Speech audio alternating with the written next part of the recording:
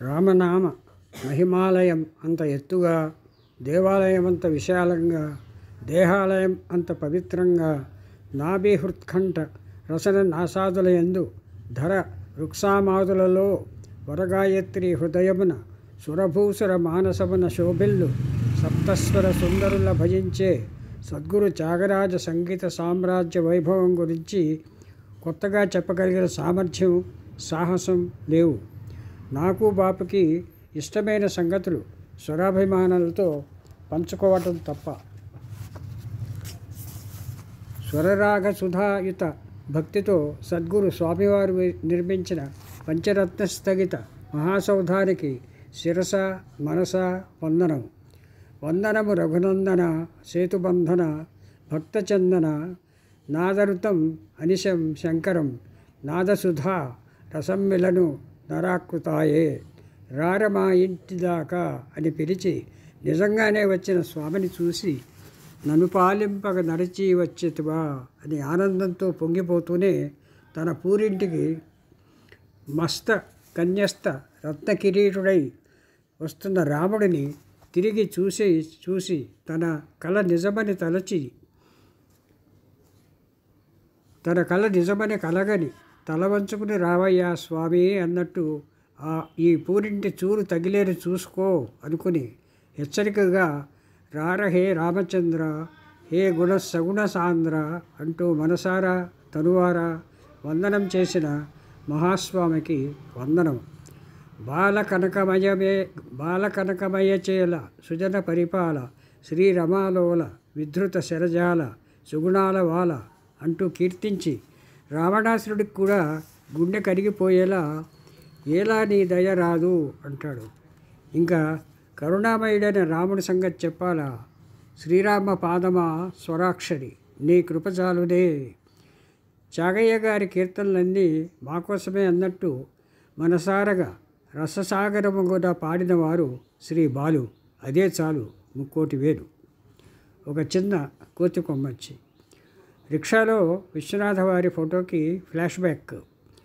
English lecturer, journalist, 1 town 2 టన్ శ్రీ అండవిల్లి సత్యనారాయణ గారు, పురాణ సుబ్రహ్మణ్యం గారు కలిసి కుట్ర చేసి దారి కాసి తీసిన ఫోటోట అది. ఈ అపురూపమైన ఫోటోకి ఆ రోజుల్లో వారు రిక్షాపై కవిరాజు జెండాపై స్ఫూర్తితో అని క్యాప్షన్ పెట్టారట. సాహసించి దాన్ని మహాకవికి చూపించారట కూడా. రిక్షాపై కవిరాజు అప్పుడు ఒక్కబడి నవ్వులుతున్నందువల్ల ఆయన కోపడ్డారో మెచ్చుకున్నారో తెలియలేదుట. అంతకుముందు ఒకసారి వారు రైల్లో పెడుతూ తీవ్రంగా ఒక్కబడి నవ్వులుతుండగా చూసిన ఒక ఆయన, బాబోయ్ ఆయన ఏదో తిడుతున్నాడు, నాకు ఒక్క ముక్క వినపడటం లేదు, చెవుడు వచ్చేసిందిరోయ్ అంటూ మొత్తుకున్నారట. Jubilee friends. బాపు, రమణ, నవోదయ, రామ్మోహన్ రావుల నేస్తానికి ఇది గోల్డెన్ జూబిలీ సంవత్సరం. సంతోషంగా సరదాగా సాగిపోతున్న రాతగీతల అచ్చువేతల ప్రయాణంలో మరో మైలురాయి మజిలీ. ఈ మద్రాసు గ్రామ కాపురస్తుల పుస్తకాలకు నవోదయ పురిటిల్లు. స్నేహంలో ఆరుద్రగారి పాటల విరబూసిన పుస్తకాలు, అరందమిలిన పుస్తకాలు, నెమరేసిన పుస్తకాలు, కాఫీ సిగరెట్లు, భోజనాలు వాయనాలు, మామిడి పళ్ళు ఆవకాయలు, తీగలు సీతాఫలాలు, అప్పడాలు వడియాలు, రైలు టిక్కెట్లు, స్వాగతాలు, సెడ్డాఫులు, క్యారేజీలు, అప్పుడప్పుడు అప్పులు, బాకీలు, జోకులు. మేము సినిమా హోటల్లో దిగిన మామూలు హోటళ్ళలో మకా ఉన్న ఎందరున్నా అందరికీ రామ్మోహన్ రావు గారంటే అన్నపూర్ణ ఝాన్సీ గారు అందించే పసందైన విందులు మరువరానివి. మా ఇంట్లో, బాపు గారింట్లో అందరికీ ఇష్టమైన అక్కగారు ఝాన్సక్కే, అంటే ఝాన్సీ ప్లస్ అక్క అనే విగ్రహం. రామ్మోహన్ రావు గారికి నేను ఒక పెద్ద కథ బాకీ. అప్పటికీ ఇప్పటికీ సుమారు 40-50 ఏళ్ల నాడు ఆయనకి ఆ కథ చెప్పాను. ఓ మధ్యతరగతి మహారాజుకి తన మీద ఇన్కమ్ ట్యాక్స్ పడాలని మహాతపన, ఆశ. తను పై ఆఫీసర్లతో పాటు కబుర్లు చెప్తున్నప్పుడు, అబ్బా ఈ ట్యాక్స్ గాడితో మహా చిరాగ్గా ఉందండి, అబద్ధాలు చెప్పను లేము, నిజాలు ఒప్పుకోను లేము, నలిగిపోతున్నాం అనాలని సరదా. ఎలాగో తంటాలు పడి ఆఫీసర్లను బతిమాలుకుంటే అతనికి చివరికి ట్యాక్స్ నోటీస్ వచ్చింది. ₹1 ఇన్కమ్ ట్యాక్స్ పడింది. సంతోషంగా కట్టేశాడు. ఆ తర్వాతే కథ మొదలు. తను ట్యాక్స్గా కట్టిన రూపాయి ఏ ఊరు వెళ్ళింది, ఏ ఏనుగ ఎక్కింది, ఏమేం చేసింది అని తను ట్రెజరీలో కట్టిన ₹1 ఒక చిన్న గంటు పెట్టాడు. అక్కడి నుంచి అతను ఆ రూపాయి ప్రయాణాన్ని ట్రాక్ చేస్తాడు. దాని అడ్వెంచర్లు, అది పడిన కస్టమ్స్ అండ్ సుఖమ్స్, సత్యమ్స్ అండ్ అసత్యమ్స్, తినిపించిన టోకరాలు. ఈ ఊహా ప్రయాణం ద్వారా సమాజంలో ఆర్థిక సాంఘిక రంగాలలోని చిత్ర విచిత్రాలను రాజకీయ భేతాల కథలుగా కానీ, యులిసిస్ లాంటి 24 గంటల కథానవలగా కానీ చెప్పాలని దురాశ. ఇది రామ్మోహన్ రావు గారికి చాలా ఇష్టం.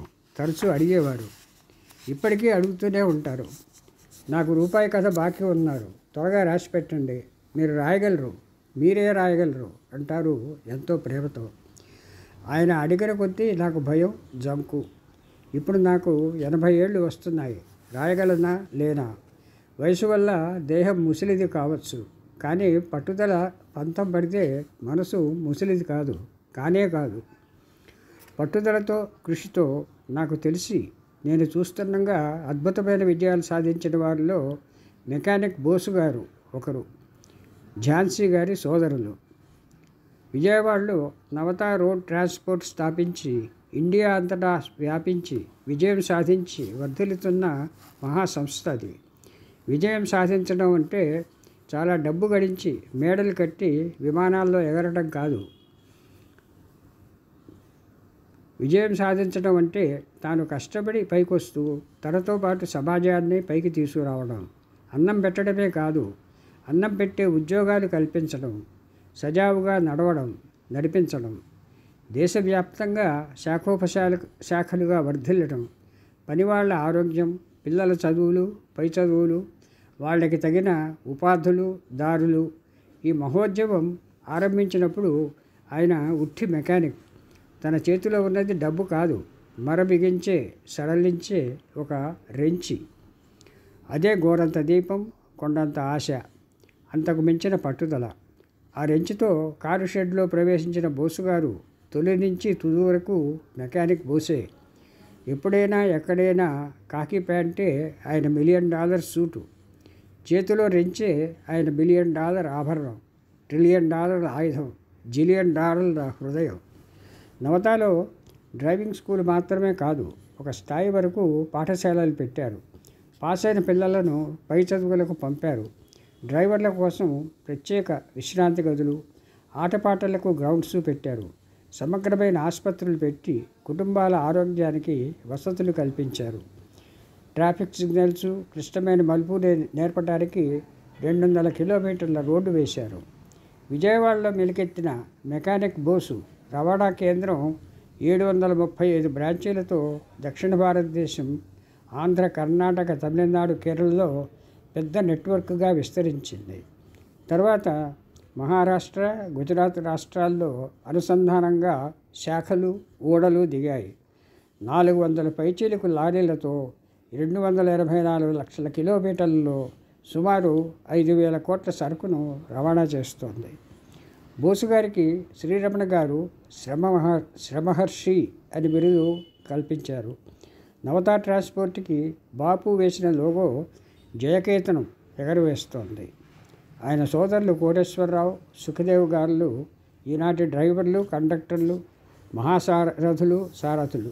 ఇదే వారి ఎజెండా. కొందరిది పరుగు, మరికొందరిది ఉరుకు, నవత ప్రాణం సరుకు ఓ కుందలమ్మ.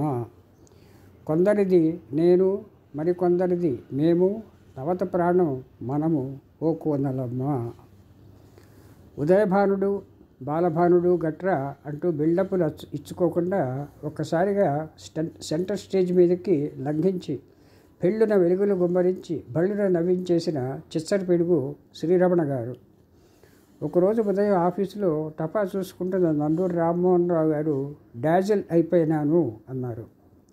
శ్రీరమణ గారి తొలి రచన ప్యారడైలు చదివి థ్రిల్ అయిపోయిన నండూరి వారు ఆయన చేత హాస్యజ్యోతులు వెలిగింపజేశారు. వేలాది రంగుల రాట్నాలు గిరగిరా తిప్పారు. పాఠకుల కళ్ళు తిరిగిపోయేలా. బంగారు మురుగు, తేనెలో చీమ, ధనలక్ష్మి, మిథునం లాంటి రత్నమాణిక్యాలు వెలికి తీశారు. శ్రీరమణ గారు రాసిన కాశీని కథలు రత్నమాణిక్యాలే. మిథునం కథ చదివిన బాపు ఆనందపరవశుడైపోయి ఆ కథను స్వయంగా చేత్తో రాసి తన గౌరవాభిమానాలను చాటుకున్నాడు.